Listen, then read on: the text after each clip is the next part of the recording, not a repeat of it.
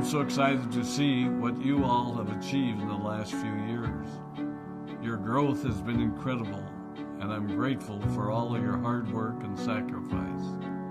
A lot of that growth has been brought about by new people coming into the business to take advantage of our generous marketing plan and effective product line.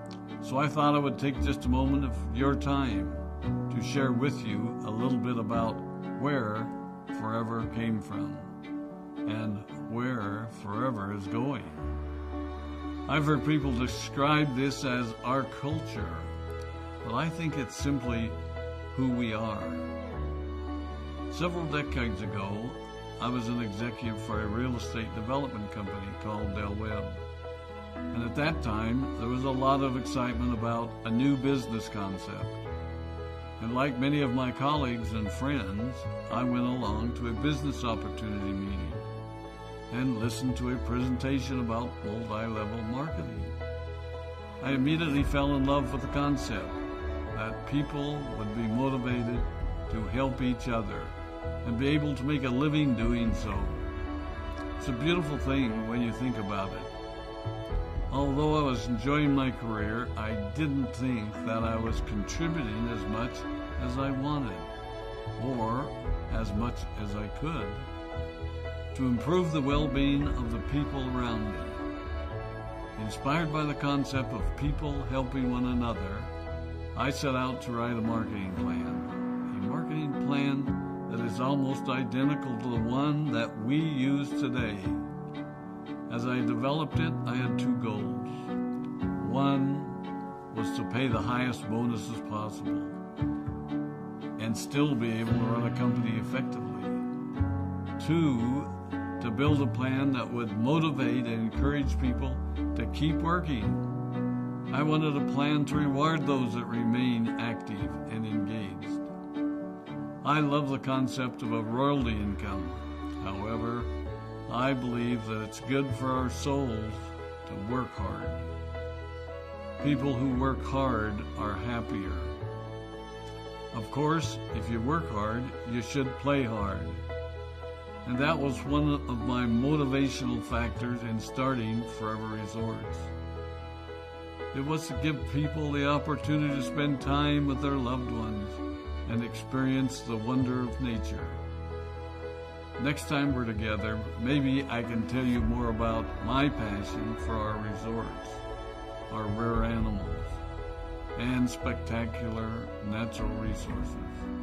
So, with the marketing plan prepared, I needed to find a product. And we searched around and looked at different opportunities.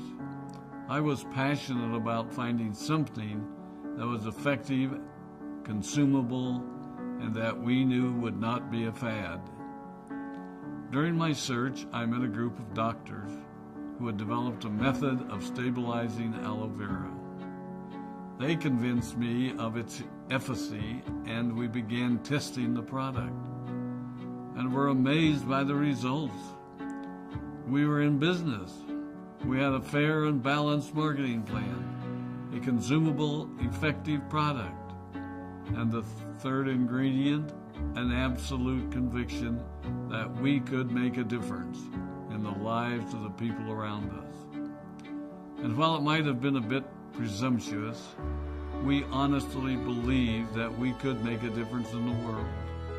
We put in generous return policies, customer service incentives, and began to build this business based on the principle of being nice to one another and helping others.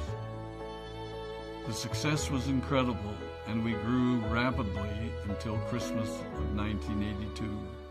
I was sitting at home with the family, and the phone rang. They informed me that there had been a freeze at our aloe plantations in Texas, and that all of our aloe was destroyed. I immediately went to the airport and flew to South Texas to see what we could do. I hoped and prayed that when I arrived, what I saw would be better than the news I'd received. But that wasn't to be the case. We had no aloe, and the business immediately began to suffer. There were some FBOs that left, but more importantly, there were those that stayed. It was a tough time for us. We put everything on the line to stay in business, and there were many sleepless nights. But we were convinced that what we were doing was right. We decided that this would never happen to us again.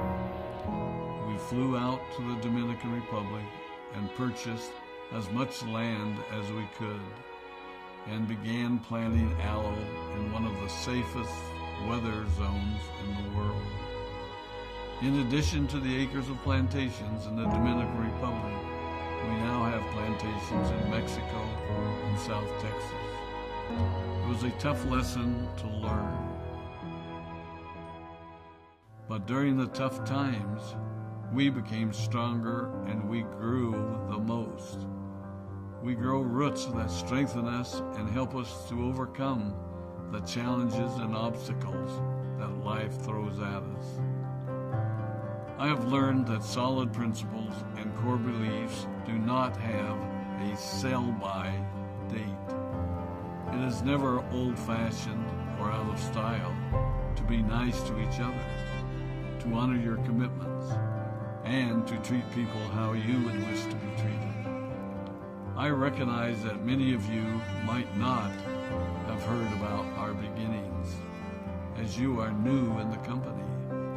I am thrilled that you're part of our forever family, but I ask you to be mindful of the foundation upon which this company has been built. Forever was built on the principles of paying the highest bonuses possible, providing the most effective and highest quality of product, and empowering people to serve one another.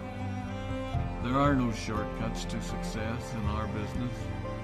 Of course, the speed at which we reach certain levels may vary, but the fundamental principles remain unchanged and will remain unchanged as we continue our journey over the next 4 decades and longer. There will be times when a pathway will open up to you that will tempt you to take a shortcut, to buy a little more product than you may need, to make a purchase in someone else's name, or other ways in which we are tempted to give up what we want most for what we want now. Never forget that you're a part of something special, a business that has been built upon taking the road less traveled. It may not be as fast and as shiny as you might want it to be, but take it from me, the road less traveled is more rich, more wonderful, more fulfilling, and more lasting than you can ever imagine. We love you, we appreciate you, we are proud of you. My name is Rex and I